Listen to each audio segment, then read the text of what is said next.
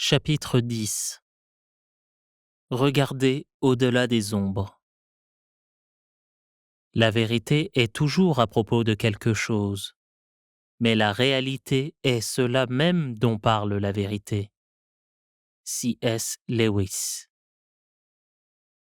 La vue que le psalmiste avait du décor dans lequel il vivait le remplissait d'admiration et de révérence. En levant les yeux au ciel, vers le royaume céleste, il s'est senti poussé à exprimer ses pensées les plus profondes. Quand je contemple les cieux, ouvrage de tes mains, la lune et les étoiles que tu as créées, qu'est-ce que l'homme pour que tu te souviennes de lui? Et le Fils de l'homme pour que tu prennes garde à lui? Tu l'as fait de peu inférieur à Dieu, et tu l'as couronné de gloire et de magnificence. Psaume 8, versets 4 à 6. Il ne s'agissait pas là des sentiments d'un astronome professionnel ou d'un astrologue primitif. C'étaient les réflexions du commun des mortels en train de contempler la petite place qu'il occupait dans un vaste univers. Le psalmiste n'avait aucune idée qu'il contemplait un univers en expansion contenant des milliards d'étoiles et d'innombrables galaxies. Il n'imaginait rien des novas en expansion, ni des nébuleuses spirales. Il n'avait jamais entendu parler de la cosmologie du Big Bang. De son point de vue dans l'espace et le temps, le ciel lui semblait être une voûte dont les luminaires ne se trouvaient peut-être qu'à quelques kilomètres de hauteur. Je me demande ce que David se serait dit si quelqu'un lui avait indiqué que la lumière émanant de l'étoile la plus proche, exception faite de notre propre Soleil, mettrait 4 ans et demi à atteindre la planète Terre à une vitesse de 300 000 km par seconde. Il nous est presque impossible d'imaginer de telles distances et une telle vastitude, même si nous vivons après la révolution de Copernic. Le fait que notre planète ait une circonférence de 40 000 km et que la lumière fasse 7 fois et demi le tour de la Terre en une seule seconde ne peut que susciter notre plus vive admiration.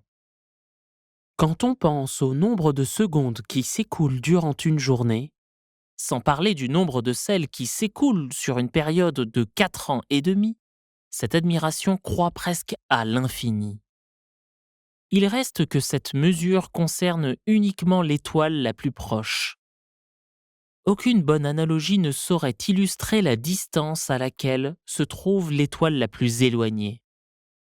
Par ailleurs, on ne sait même pas quelle étoile est la plus éloignée, car, selon toute vraisemblance, on ne l'a pas encore découverte. Compte tenu des maigres ressources dont le psalmiste disposait lorsqu'il contemplait le ciel nocturne de la Palestine, quand on pense au nombre de secondes qui s'écoulent durant une journée, il se sentait décontenancé devant le contraste frappant entre la magnificence des cieux et l'obscurité et l'insignifiance relative de sa propre vie. En admirant les étoiles, il était obligé de poser à Dieu la question existentielle ultime. Qu'est-ce que l'homme pour que tu te souviennes de lui? Psaume 8, verset 5. Nous aurions pu nous attendre à ce que le psalmiste en vienne à la conclusion qu'il n'était presque rien. Un bip insignifiant sur l'écran radar de l'histoire ou un grain de poussière dans un désert cosmique. Cela n'a toutefois pas été le cas. Il a exprimé un grand respect pour l'importance de la vie sur notre planète, ainsi que la valeur et la dignité de l'humanité. Il a précisé que le Créateur avait couronné de gloire et de magnificence cette infime partie de la création. Comment le psalmiste a-t-il pu en venir à entretenir un si grand degré d'optimisme? N'était-ce qu'un cas d'illusion de grandeur? Le psalmiste était-il armé de connaissances lui permettant de franchir l'énorme écart entre le ciel et la terre? Peut-être cela tient-il au fait que le psalmiste était capable de percevoir quelque chose auquel nous sommes devenus presque complètement aveugles. Ou encore, peut-être parvenait-il à voir au-delà des étoiles et de la lune celui-là même qui les a placés dans le ciel en premier lieu. Dans son épître aux Romains, l'apôtre Paul évoque la révélation que Dieu fait de lui-même dans et par la nature. Il en parle ainsi. En effet, les perfections invisibles de Dieu, sa puissance éternelle et sa divinité, se voient comme à l'œil nu, depuis la création du monde, quand on les considère dans ses ouvrages. Ils, les hommes, sont donc inexcusables. Romains 1, verset 20. Ce que Paul dit ici est saisissant. Il reconnaît l'invisibilité de Dieu. Il parle pourtant des choses invisibles de Dieu comme étant perceptibles à l'œil nu. Si l'on peut voir une chose, c'est dire qu'elle n'est pas invisible. Si elle est invisible, on ne peut pas la voir. Comment l'apôtre peut-il donc parler de voir l'invisible ? Paul n'exprime pourtant ni ineptie, ni devinette. Voici ce qu'il veut dire. Ce qui est impossible à voir directement peut être vu indirectement. Dans la sphère théologique, Paul décrit ce que l'on appelle une révélation médiatisée. La révélation médiatisée implique une communication ou un dévoilement qui s'effectue par un certain média. Nous employons le terme média pour désigner un moyen de communication comme les journaux, la radio et la télévision. Nous recevons l'information que nous appelons des nouvelles, non pas en étant des témoins directs des événements rapportés, mais en lisant à leur sujet dans un média de presse, en les entendant évoquer à la radio ou en les regardant à la télévision. Cette dernière constitue un média si puissant qu'il se peut que nous pensions être véritablement les témoins oculaires des événements qui se déroulent à l'écran. Lorsque nous regardons un match de football en direct, il se peut que nous ayons l'impression d'être véritablement sur place. Bien entendu, nous n'y sommes pas pour autant. Nous regardons des images ou des photos transmises de l'événement en question. Le match est visible pour nous uniquement au moyen de la télévision, un média de communication. Lorsque nous portons notre attention sur les étoiles, nous avons recours à un autre média. Regarder une étoile ou la lune ne revient pas à regarder la face de Dieu. Nous contemplons ainsi les ouvrages de Dieu. Lorsque nous admirons la ronde de nuit au Rijksmuseum à Amsterdam, nous ne regardons pas Rembrandt. Nous regardons une toile qu'il a peinte. Cette toile nous révèle quelque chose au sujet de son auteur, mais elle ne nous révèle certainement pas tout de lui. Il va de soi que la nature dans sa plénitude constitue un chef-d'œuvre de loin supérieur à tout ce que Rembrandt a pu créer. La nature nous fournit une image beaucoup plus large que la ronde de nuit. Et elle nous en révèle beaucoup plus sur son créateur que toute toile pourrait nous révéler au sujet de son artiste. Paul déclare que le média de la nature rend visible la puissance et la divinité invisible de Dieu même. Paul indique clairement que cette manifestation de la majesté de Dieu s'offre à la vue de tout le monde. Tous sont à même de voir nettement cette révélation. La force de l'affirmation de Paul réside dans le fait que chaque personne sait qu'il existe un Dieu et est consciente de la majesté et de la sainteté transcendante de celui-ci. Le média que Dieu a choisi pour se révéler de manière universelle est d'une telle clarté et d'une telle puissance qu'elle ne laisse place à aucune excuse. Il s'agit d'un média beaucoup plus puissant et efficace que toute diffusion télévisuelle. En interviewant Dieu, Barbara Walters ne pourrait autant nous le révéler que la nature le fait. Bien que tous les êtres humains reçoivent cette connaissance de Dieu, ils ne sont pas tous disposés à la reconnaître. Après avoir réfuté toutes les excuses possibles, l'apôtre déclare : « Car ayant connu Dieu, ils ne l'ont point glorifié comme Dieu, et ne lui ont point rendu grâce. Mais ils se sont égarés dans leurs pensées, et leur cœur sans intelligence a été plongé dans les ténèbres. Se vantant d'être sages, ils sont devenus fous, et ils ont changé la gloire du Dieu incorruptible en image représentant l'homme corruptible, des oiseaux, des quadrupèdes et des reptiles. » Romains 1, versets 21 à 23. Avez-vous déjà rencontré Michael Jordan ? Comment répondrais-je à cette question si l'on me la posait ? Je pourrais y répondre de deux façons différentes. Oui, j'ai rencontré Michael. Je l'ai vu et je lui ai parlé. Ou non, je ne l'ai jamais rencontré. Or, dans une certaine mesure, ces deux affirmations sont véridiques. J'ai vu Michael Jordan. Je l'ai vu à la télévision. Je lui ai parlé. Je lui ai crié après en regardant jouer les Bulls à la télévision. Il est toutefois aussi vrai que je n'ai jamais rencontré cet homme. Habituellement, lorsque l'on parle de la sorte, on ajoute « en personne ». On comprend la différence entre la personne réelle et l'image de cette personne. Paul dit que nous pouvons réellement connaître la personne réelle de Dieu au moyen de la révélation réelle qui s'accomplit dans le règne réel de la nature. L'ennui, cependant, c'est que dans le cas de Dieu, nous déformons notre connaissance de lui en le remplaçant par l'image que nous nous en faisons. Voilà d'ailleurs l'essence même de l'idolâtrie, c'est-à-dire changer la réalité en contrefaçon. Nous travestissons la vérité de Dieu et nous refaçonnons la compréhension que nous en avons selon nos préférences, ce qui nous laisse avec un Dieu qui est tout sauf saint. Ici encore, il est important de noter que Paul ne porte pas d'accusation universelle contre l'humanité parce qu'elle néglige de faire la connaissance de Dieu. Là n'est pas le problème.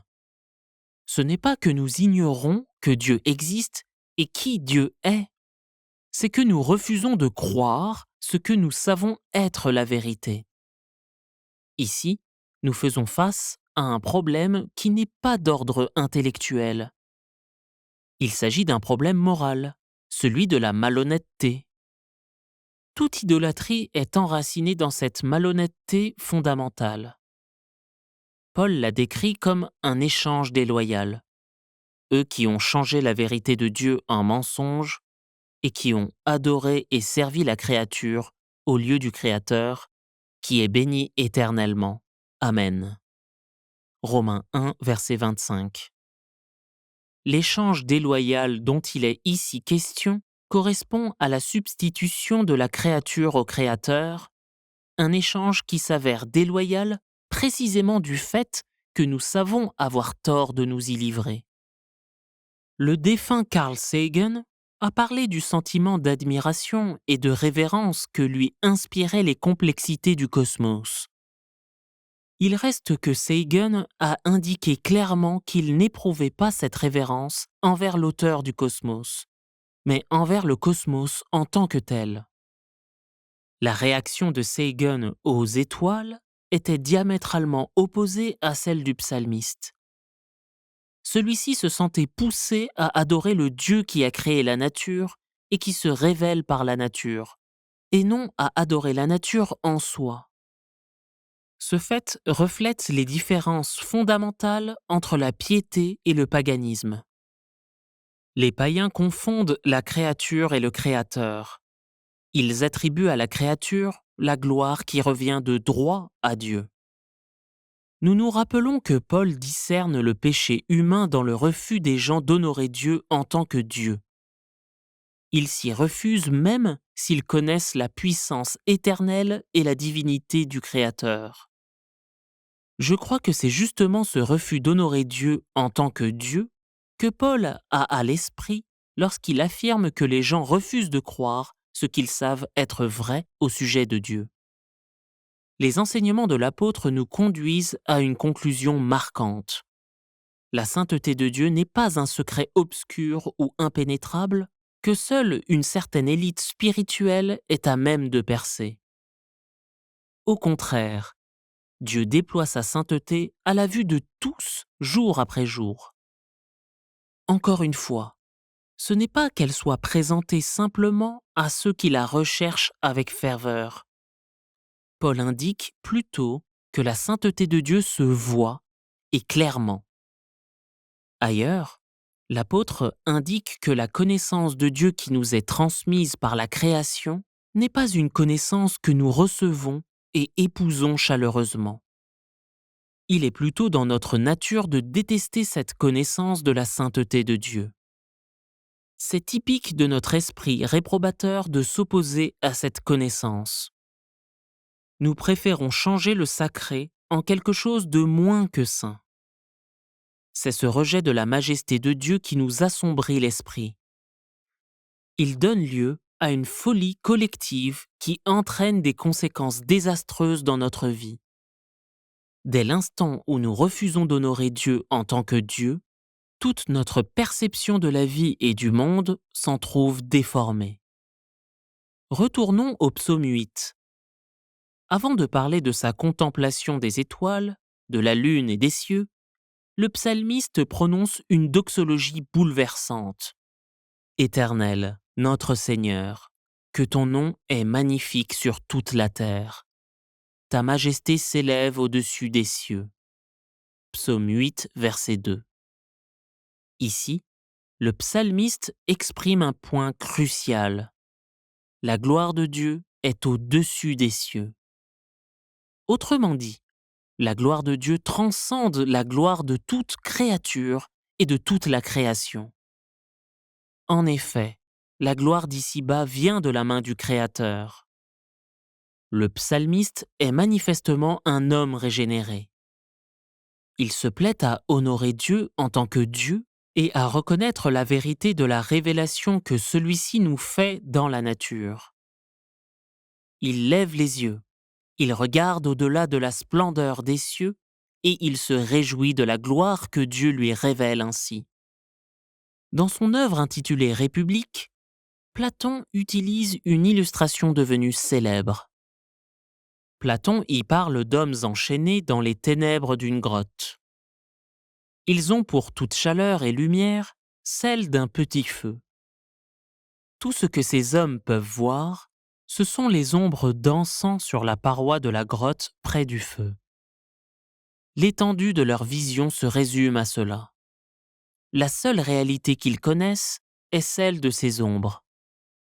Ce n'est qu'après avoir été libérés des confins des ténèbres et avoir émergé dans la lumière du jour qu'ils peuvent regarder la réalité en face. Entre-temps, ils confondent les ombres sur la paroi avec la réelle vérité.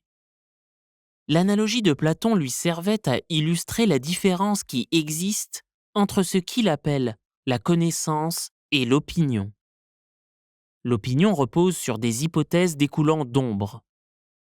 Elle ne permet pas de pénétrer la vérité. Selon Platon, aucune connaissance fondée uniquement sur des observations relatives au monde extérieur n'est une véritable connaissance, mais qu'une simple ombre de la vérité. Pour discerner la vérité, on doit aller au-delà de la sphère immédiate des perceptions sensorielles jusque dans la sphère éternelle de la réalité ultime. Il a cherché à transcender le phénomène pour atteindre la vérité et la réalité ultime. Bien que Platon ait écrit cette analogie il y a des siècles de cela, celle-ci décrit bien l'esprit de notre époque. Nous tirons de la fierté de l'explosion des connaissances sur le monde extérieur que nous procure la science moderne. L'élargissement de nos connaissances dépasse de loin les frontières que nous impose notre simple pouvoir de perception. Nous prouvons le règne de l'infinitésimal au moyen du microscope et celui du lointain au moyen du télescope. Notre vision de ce qui est rapproché et de ce qui est éloigné excède considérablement celle que des explorations antérieures ont rendue possible. Notre perception du monde qui nous entoure et de celui au-dessus de nous s'est considérablement élargie, au point que nous semblons avoir été catapultés dans un théâtre majestueux qui fait chaque jour étalage d'une gloire remarquable. Il se peut toutefois que notre perception du monde soit plus terrienne et plus à courte vue que jamais auparavant. Nous vivons à une époque de myopie généralisée, où les gens déclarent que la somme totale de la réalité se résume au moment présent. Il s'agit d'un genre de sécularisme inégalé. Dans notre quête de libération du sacré et d'indépendance en tant que créature, nous n'en sommes venus qu'à nous couper du sacré. Nous vivons dans une grotte plus petite que celle que Platon a imaginée. Par ailleurs, les ombres que nous voyons ne proviennent pas d'un grand feu, mais de braises fumantes qui se refroidissent vite. Dans son ouvrage intitulé Institution de la religion chrétienne, le théologien du XVIe siècle, Jean Calvin, a offert une autre analogie, celle du bandeau sur les yeux. Il a soutenu que la nature est un immense théâtre, en fait un glorieux théâtre de la révélation divine. Par contre, nous traversons ce théâtre comme si nous avions les yeux bandés. Calvin ne voulait pas ainsi nier que la connaissance ne nous vient pas en réalité de la révélation naturelle. Il parlait plutôt de l'état des gens qui refusent délibérément de tourner le regard vers l'évidence même. Nous nous bandons les yeux, puis nous avançons à tâtons en maugréant contre les ténèbres. Cette analogie vise à insister sur la folie humaine, qui nous amène à préférer les ténèbres à la lumière et les créatures au Créateur. Calvin fait remarquer ce qui suit. Mais, comme la plupart des hommes, immergés dans leurs erreurs, ne perçoivent rien de cela, le psalmiste conclut que c'est faire preuve d'une sagesse exceptionnelle que de reconnaître que de telles œuvres sont celles de Dieu, puisque ceux qui semblent les plus avertis et les plus intelligents, en les regardant, ne font aucun progrès. En fait, même si la gloire de Dieu est partout évidente, on trouvera à peine une personne sur 100 qui sache la reconnaître. Fin de citation. Nous sommes des créatures qui préfèrent la vie dans une grotte plutôt que la vie en pleine lumière d'un soleil radieux. La gloire de Dieu nous environne. Il nous est impossible de la manquer. Cependant, nous négligeons de nous arrêter non seulement pour humer le parfum des fleurs, mais aussi pour remarquer la gloire du Créateur des fleurs. En effet, c'est la gloire de Dieu qui se produit en spectacle dans le théâtre de la majesté divine que nous traversons chaque jour. Le psalmiste déclare que le ciel et toute la nature chantent la gloire et la magnificence de Dieu. Nous discernons le lien inséparable entre la sainteté de Dieu et sa gloire. Celle-ci constitue la manifestation externe de son être d'une perfection suprême. C'est ainsi que se déploie dans toute leur bouleversante splendeur sa toute-puissance et sa divine présence. La Bible parle souvent de la nuée de la gloire de Dieu qu'il rend parfois visible. Il s'agit de la Shekinah. Cette nuée de gloire planait au-dessus des disciples sur le mont de la Transfiguration. Elle a servi d'escorte à Jésus lors de son ascension au ciel et l'accompagnera lors de son retour.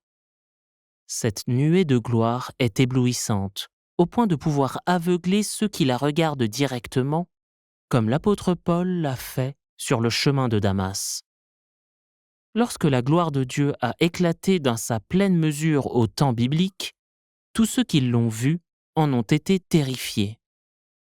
Cette nuée de gloire ne constitue pas pour autant la seule manifestation de la présence de Dieu rapportée dans la Bible. Dieu est apparu également dans diverses théophanies, comme le buisson ardent, la colonne de feu et les langues de feu qui sont descendues lors de la Pentecôte. Dans une moindre mesure, il manifeste sa gloire partout et en tout temps. Rien ne saurait l'éteindre, pas plus que la lumière du soleil. Il se peut que le soleil soit obscurci par une couverture nuageuse ou même par des éclipses périodiques, mais de tels phénomènes n'en éliminent pas complètement la lumière. Calvin s'est servi de la métaphore des lunettes pour décrire notre perception de la gloire de Dieu. Il a parlé des lunettes de la foi, grâce auxquelles les croyants voient au-delà de la surface des choses jusqu'à admirer la gloire qui se trouve en pleine vue. La Bible parle de ceux qui ont des yeux pour voir et des oreilles pour entendre. Cette référence ne concerne pas le pouvoir ordinaire des sens, mais la capacité à traverser les ténèbres et la cacophonie du péché pour voir et entendre la vérité.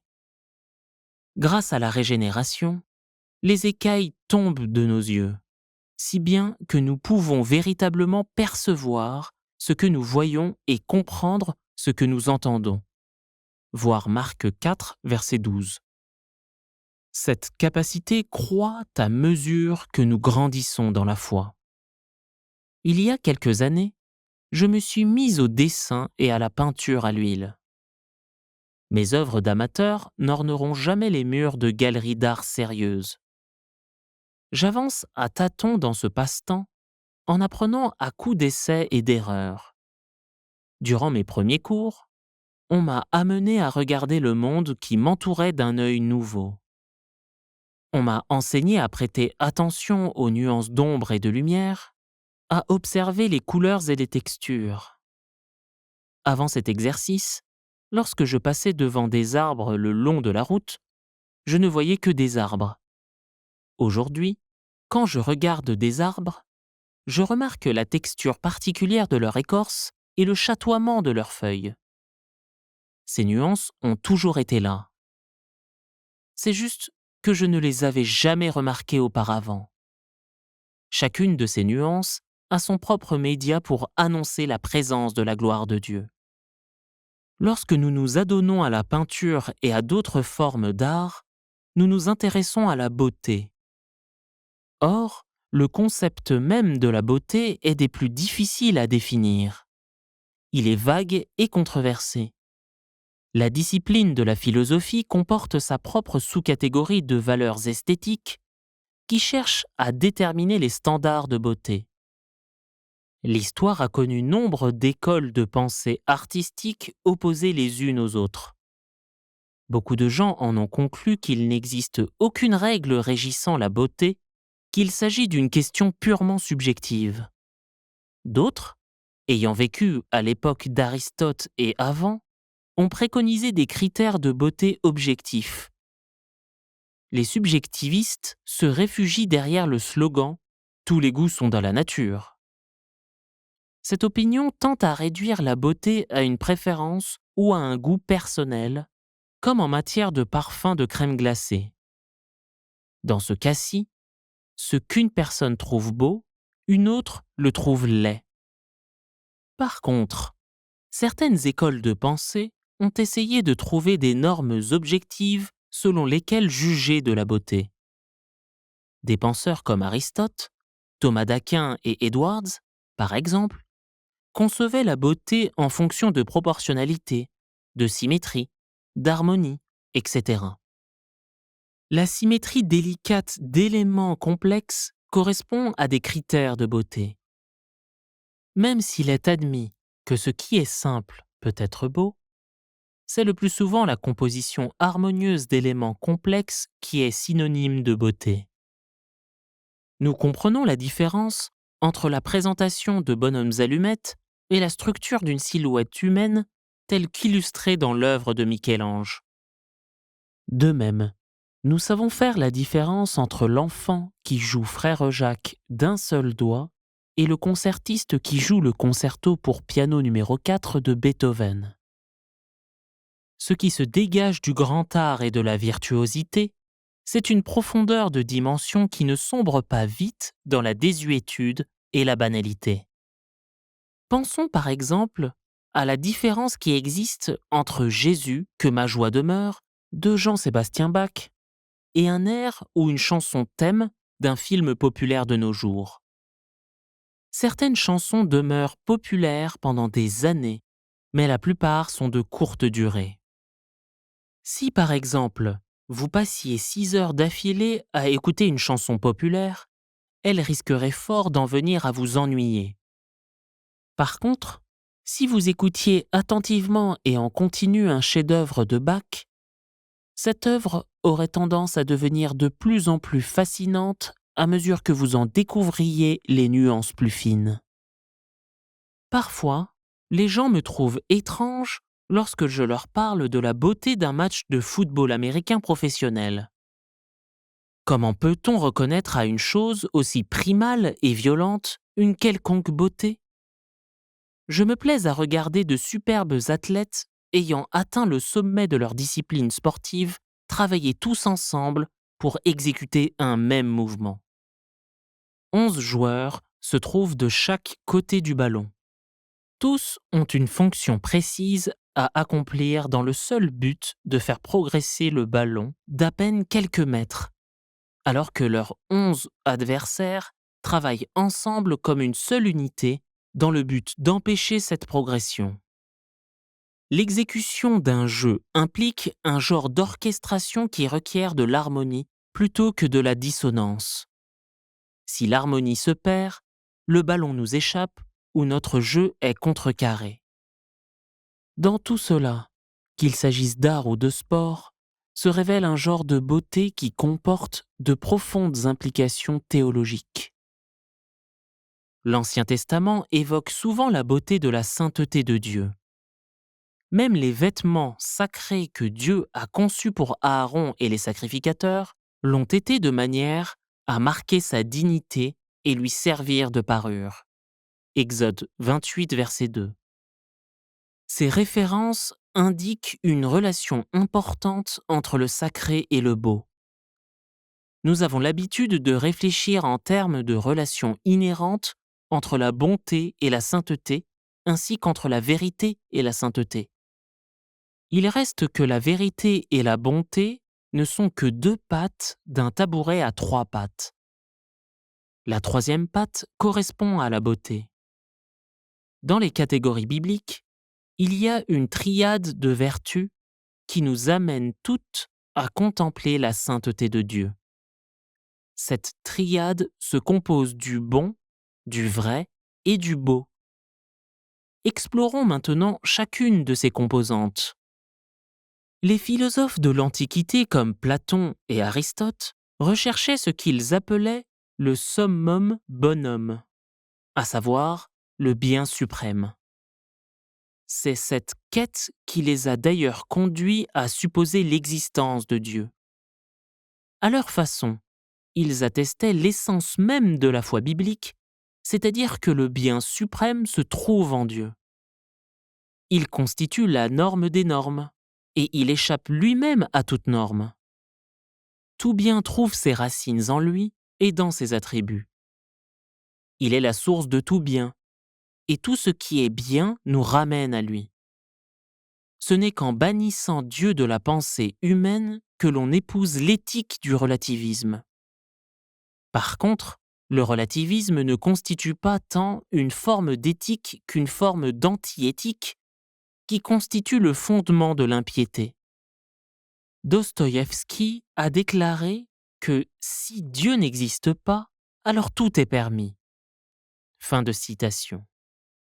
Il a compris que, sans le bien suprême, il ne peut y avoir aucun bien.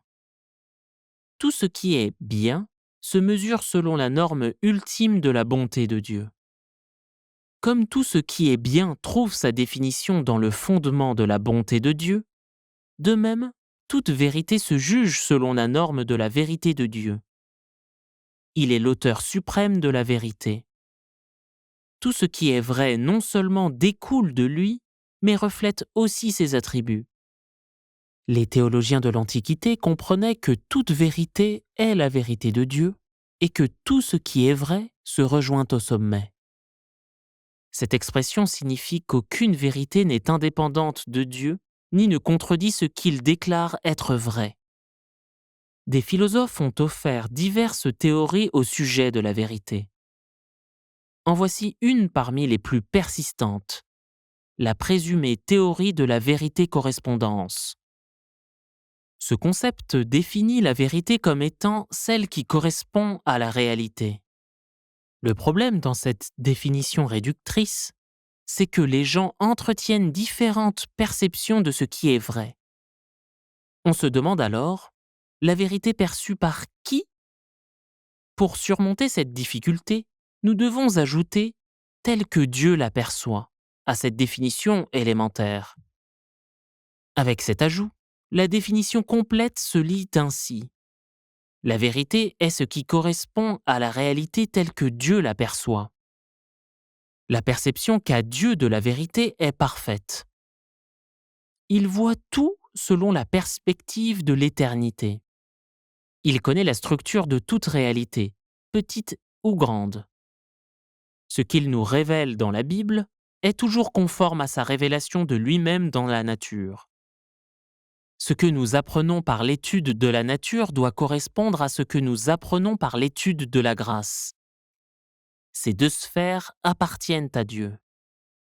Dieu n'est pas l'auteur de la confusion. Il est incapable de proférer des mensonges et des contradictions. Voilà ce que signifie l'idée selon laquelle tout ce qui est vrai se rejoint au sommet. Ce n'est pas que Dieu puisse, d'une certaine façon, réconcilier les vraies contradictions, mais qu'aucune vraie contradiction n'obscurcit sa vérité. La vérité de Dieu est une vérité sainte, c'est-à-dire que sa vérité exprime ses attributs. Donc, comme Dieu est la source même de toute vérité nous ramène à lui. Étant donné que toute vérité nous ramène à lui, toute vérité est sacrée. Or, c'est le caractère sacré de la vérité qui rend le mensonge si diabolique, en ce sens qu'il déforme notre perception des attributs mêmes de Dieu. Comme la vérité et la bonté sont enracinées dans les attributs de Dieu, ainsi en est-il de la beauté. Dieu est lui-même à l'origine de toute unité et de toute diversité, de toute simplicité et de toute complexité. Son être même est intérieurement cohérent, harmonieux et proportionné. Il n'y a en lui aucune déformation, aucun désordre, aucune laideur. Sa voix est exempte de tout bruit et de toute cacophonie. Les œuvres de ses mains se traduisent par le cosmos et non le chaos. Le chaos est marqué par le désordre et la confusion. Il se manifeste de manière irrationnelle. La beauté de Dieu est saine et rationnelle, en ce sens que son être est parfaitement sain et ordonné. Comme la beauté témoigne de ses qualités, elle témoigne aussi de lui. Edgar Allan Poe a compris que l'on trouve dans la beauté la dimension du sublime, une dimension qui n'est pas irrationnelle, mais qui peut être transrationnelle. Ainsi, bien qu'elle implique l'esprit, la beauté dépasse les limites de la simple cognition. Lorsque de grandes œuvres d'art nous émeuvent, c'est qu'un sentiment affectif bouleverse notre âme et notre esprit. Cultiver une valorisation de la beauté revient à suivre le sublime auteur de toute beauté. Les théologiens médiévaux utilisaient l'expression latine ens perfectissimus pour désigner Dieu. Cette expression peut se rendre par l'être le plus parfait. Ici, ces théologiens employaient une expression étant quelque peu trompeuse. De dire qu'une chose ou une personne est la plus parfaite implique une redondance. La vraie perfection n'admet aucun degré. Quelque chose de véritablement parfait, sous tous ses aspects, ne peut devenir plus parfait ou le plus parfait. Nous parlons ainsi parce que nous avons l'habitude de composer avec des choses imparfaites. Or, il est possible d'améliorer les choses imparfaites, mais pas celles qui sont parfaites. Il devrait nous suffire de dire que Dieu est tout simplement parfait.